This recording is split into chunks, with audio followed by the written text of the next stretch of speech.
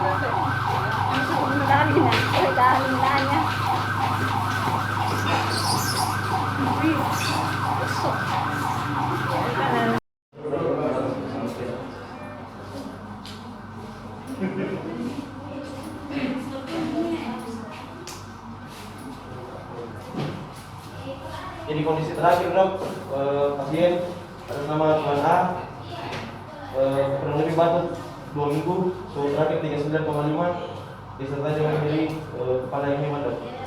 Informasi terakhir dari rumah sakit sampai dengan ini dok. Kita rawat, kita sampai kita periksa darah. Kita sekarang berjaya di sini terus akan kasih masuk obat. Oke, Ibu Andri, kami selesai legalitas dan tanggung jawab pasien. Kita serahkan kepada Ibu Andri sebagai tanggung jawab Emergency Center dan segala kita ada. Kembali, buat yang tadi mana tuh?